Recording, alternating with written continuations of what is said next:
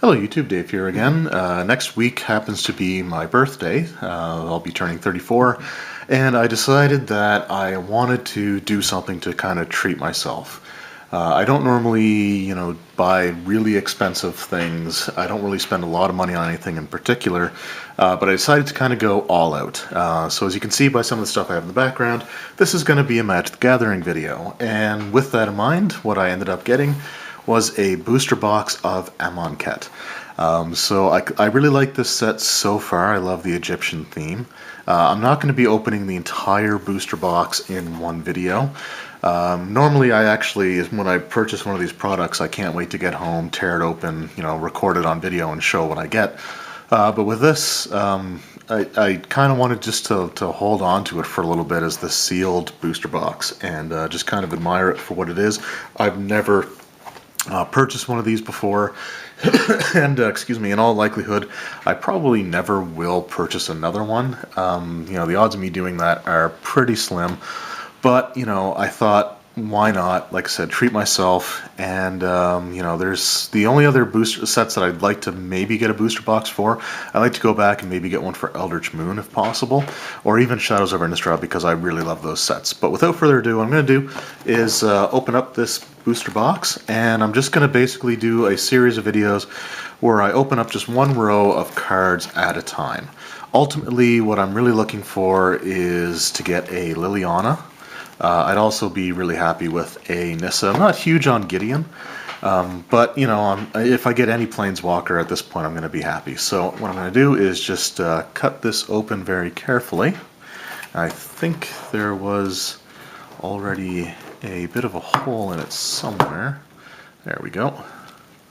Just to avoid, I don't want to damage any of the packs. I also kind of like the Wizards of the Coast shrink wrap, but I'm not gonna bother trying to hold on to that or anything. Holding on to the box itself is going to be good enough for me.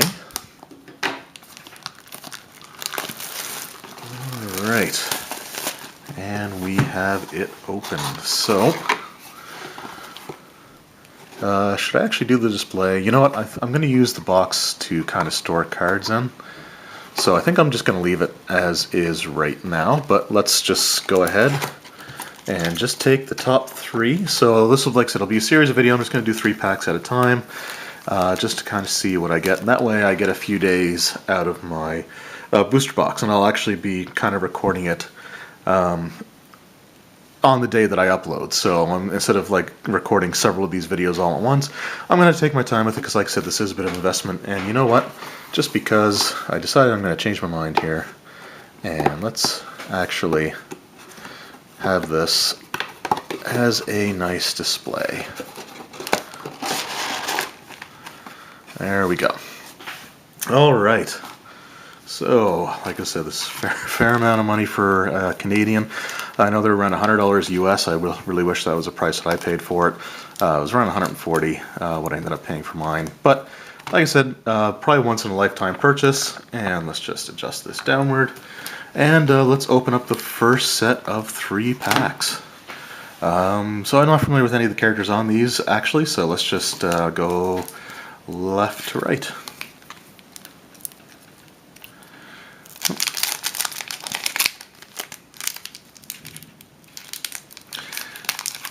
All right.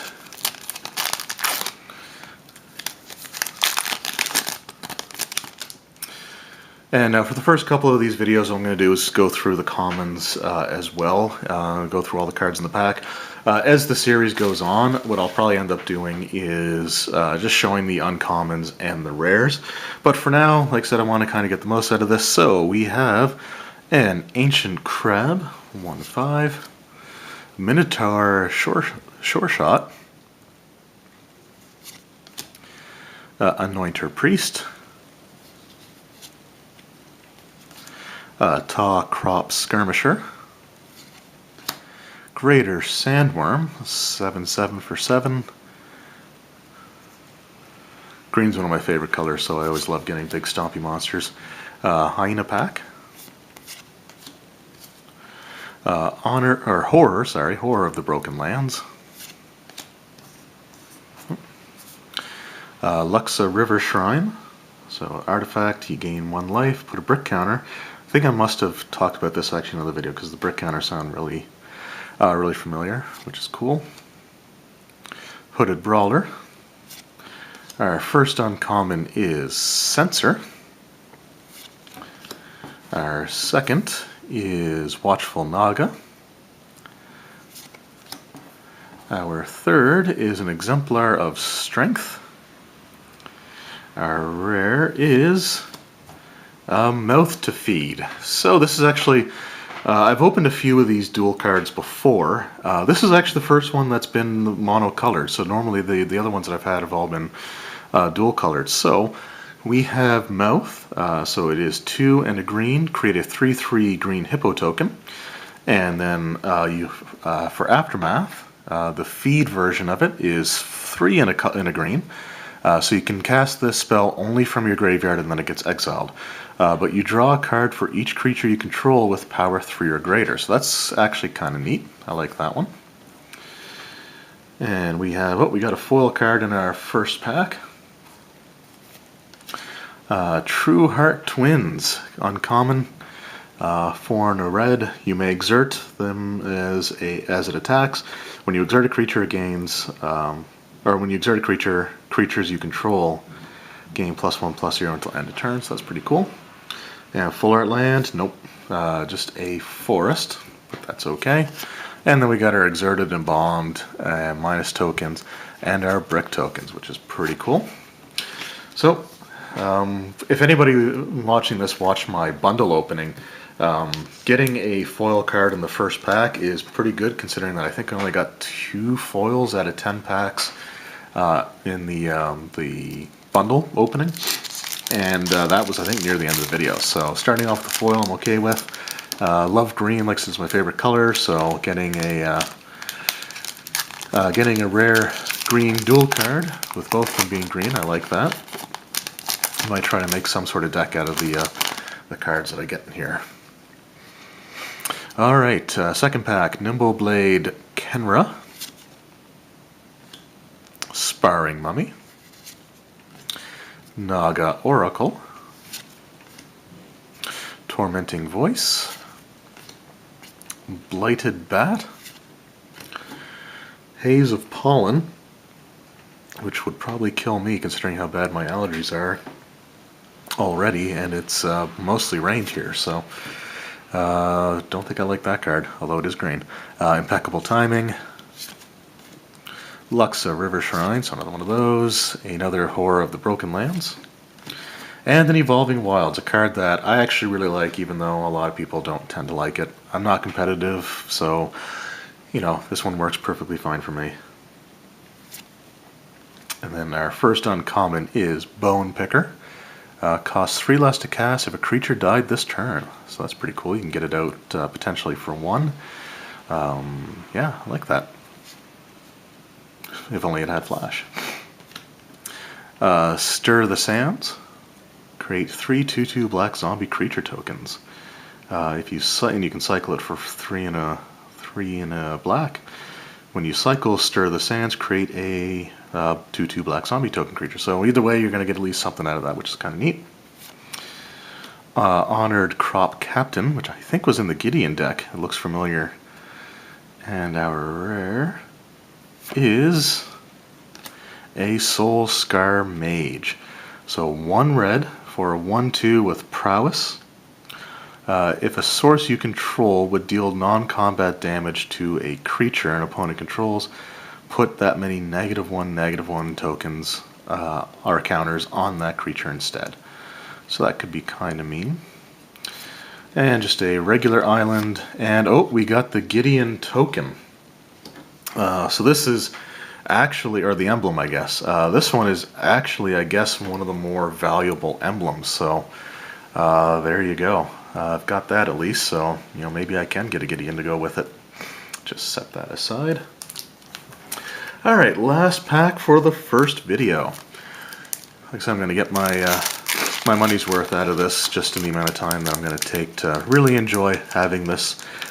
Like I said, probably a once-in-a-lifetime purchase. I don't see me really ever doing this again. and see if I can actually get this thing open.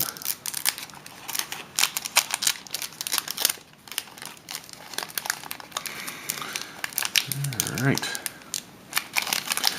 This pack is being, there we go. This pack's being really difficult. There's something good in here for all this. Alright, Manticore of the Gauntlet. Winged Shepherd. Essence Scatter. Desert Ceradon. Sorry for the glare here. Doomed Dissenter. I also apologize if you can hear any of that noise. They're doing some work in the apartment next to us, I think, or underneath of us. So hopefully it doesn't pick up on camera. If it does, I apologize. Initiate's Companion. It's actually one of the reasons why I typically record my videos at night. But Dissenter's Deliverance. Cartouche of Strength. I don't think I've had this one yet. So it is 2 and a green. Enchant Aura. Enchant creature you control. When it enters the battlefield, you may have enchanted creature fight target creature opponent controls. Enchanted creature gets +1/+1 and has trample. Hyena Pack. Impeccable Timing. Our first uncommon is Ruthless Sniper. Bantu's Monument. Black creature spells you cast cost 1 less. Whenever you cast a creature spell, each opponent loses life and you gain life. Ooh, that could be potentially mean. Especially if I do get that Liliana. Orectra's Monument. White creature spells cost 1 less. Whenever you cast a creature spell, create a 1/1 white warrior token with Vigilance. Wow. And our rare is Temet, Vizier of Noctimum. Wow, that was unusually difficult for me to pronounce. So it is a white and a blue for 2/2 creature, legendary creature. At the beginning of combat on your turn, target creature token you control gets +1/+1 on a turn and can't be blocked this turn. And then I can bomb it for 3 a white and a blue. Exile this card from my graveyard to create a token that's a copy of it, except it's also a white zombie human cleric as well. So that's pretty cool.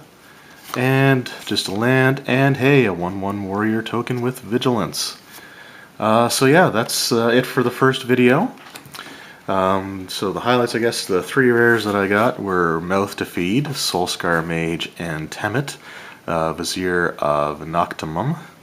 And of course the emblem here for Gideon, which I guess is worth a little bit of money as well.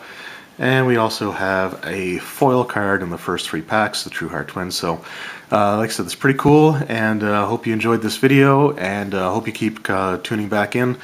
I'm hoping to do one of these a day until I exhaust the entire booster box. There may be a couple of breaks here and there in between, but like I said, for the most part, I'm hoping to get one of these out every day until it's done. So thank you guys very much for watching. I hope you enjoyed, and we'll see you next time.